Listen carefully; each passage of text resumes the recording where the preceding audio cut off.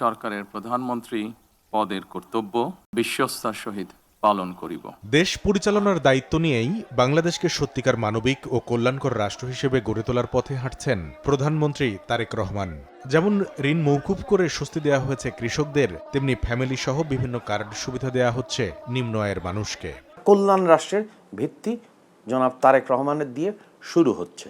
দীর্ঘমেয়াদী পরিকল্পনা নিয়ে প্রধানমন্ত্রীর এই চলার পথে আসছে বাজেটেও থাকবে সবার অংশগ্রহণে অন্তর্ভুক্তিমূলক বাংলাদেশ গঠনের নির্দেশনা।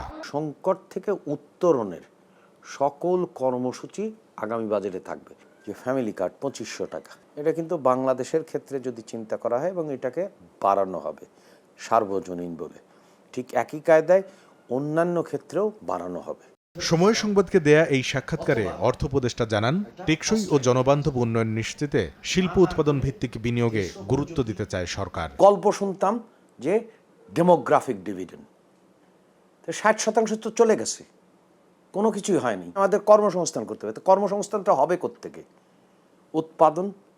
উৎপাদন করতে হলে তো বিনিয়োগ দরকার। বিনিয়োগ উৎপাদন বাড়লে কর্মসংস্থান হবে। চাই যে কিভাবে স্বনির্ভরতা, আমদানি নির্ভর না থাকে এবং শিল্পায়ন ঘটে এবং আমাদের রপ্তানি আরও বাড়ে। বিনিয়োগকে উৎসাহী করতে রাখা হবে রাজস্ব নীতির ধারাবাহিকতা। বিনিয়োগ করতে কি লাগে? প্রথম লাগবে নীতির ধারাবাহিকতা। আমার তো জ্বালানি সমস্যা আছে, আমার তো বিদ্যুৎ লাগবে, তা না হলে কলকারখানা গড়ে উঠবে কিভাবে?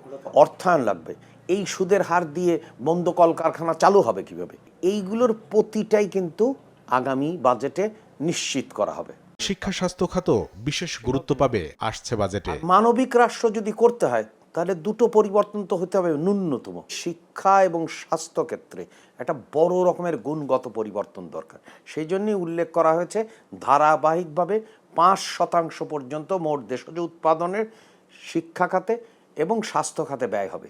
2034 সালের মধ্যে $1 ট্রিলিয়ন অর্থনীতির বাংলাদেশ গড়তে আগামী অর্থবছরে জিডিপি প্রবৃদ্ধি 6.5% নেয়ার পাশাপাশি মূল্যস্ফীতিকে 8%-এর নিচে আটকে রাখার পরিকল্পনার কথাও জানান তিনি।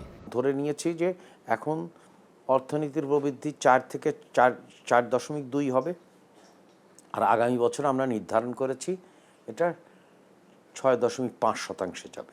এই কথা সবারই জানা আছে যে উন্নয়নশীল বিশ্বে আর উন্নত বিশ্বের মূল্যস্ফীতির হার এক হবে না।